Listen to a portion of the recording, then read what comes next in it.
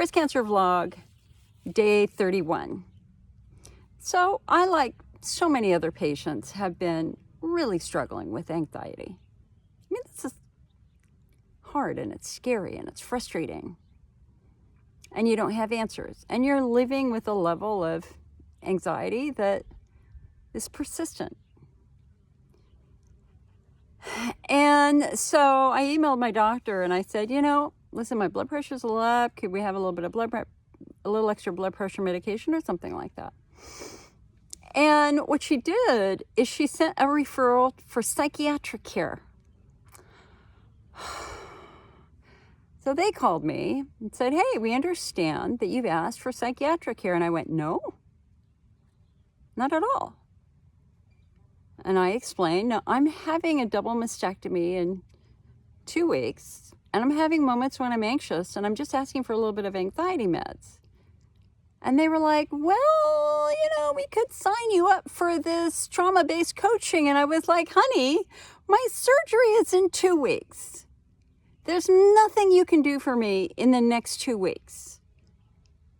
If I can perhaps just get a couple of ativan or xanax, I'm good to go. I just want a little bit of extra help for those moments when I feel overwhelmed. And I really had to reinforce that point over and over again. So anyway, then I had to talk to somebody else.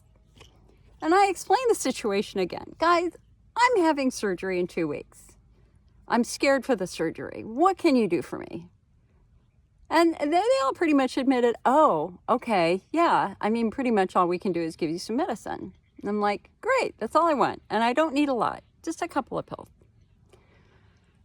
Then I had to wait another 5 days for this morning, where I finally got to talk to a psychiatrist on the phone. I think he was a resident. He was pretty young. Because apparently you have to talk to a psychiatrist to get a couple of pills of ativan before surgery. And he was very nice. They've all been very nice, but they aren't really listening as well. And I explained to him, I said, okay, I'm facing very scary surgery. I'm having moments when I'm crying. I would just like a little bit of anxiety medication here. And his first answer was, well, we can put you on 30 days of an antidepressant. And I went, honey, I'm not interested in antidepressant. Number one, my anxiety is really focused on the surgery. Number two, I have really bad reactions to antidepressants when I've tried them.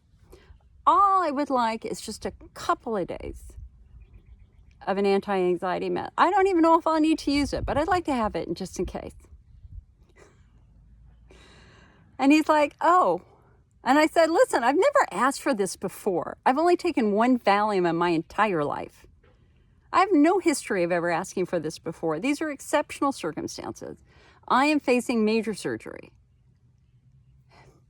And I had to reinforce that several times. And he goes, okay, I think that that's reasonable. And then he had to go and talk to somebody and talk to his supervisor, and then came back and said, okay, we'll give you 5 ativan, but if you need more, you have to call back. It's like, okay. I think that clinicians do not quite understand the psychological impact of not only new diagnoses, but also the rigmarole that you have to go through in communicating to them about your various needs. And so I can remember many years ago, they gave me an antidepressant, Elavil, to help me manage my pelvic pain. And I took it for 3 months, and it massively messed up my heart. I still have heart problems from it today. Elavil is known for changing the conductivity of the heart muscle, and it gave me arrhythmias and tachycardia that I still struggle with, all from that one frickin' prescription. And I can remember I had to wear a heart monitor for a month. And I was scared silly. Am I dying? Am I going to have a heart attack?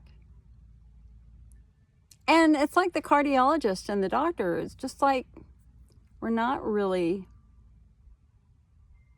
perceiving the emotional toll that some of these diagnoses carry. I mean, imagine having a heart attack where you get to the hospital and they tell you you have a heart attack. They give you meds and they send you home, but you've just had a life-threatening situation that has literally scared the living daylights out of you. And you're not the same after that diagnosis. It's hard. So I think that we all have to be really good advocates for ourselves. We've got to speak out. I mean, I've deliberately tried to remind myself not to get upset about anything. It's not worth getting upset about. You can put it out there, and if they were going to say, well, we want you on an antidepressant, I would have said, no, thank you, and I would have hung up the phone. I'm not interested in that.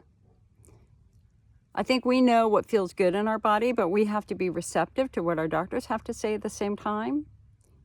But in the end, we're human. And hard things happen. And when they happen, it's okay to ask for help. And it's okay to advocate for yourself. And it took me 4 conversations with 4 different care providers to get 5 pills of ativan.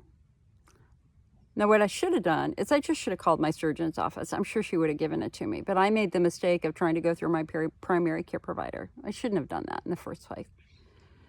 So I guess the moral of the story is be proactive. Ooh, there's a butterfly. Speak out for yourself. Be assertive. Don't be rude. And just know that we're going to get through this, and we're going to get through this together. There are days when life sucks. And then there are days when life is joyful. So I wish you many, many joyful days. All right, that's it for today. I'll see you tomorrow.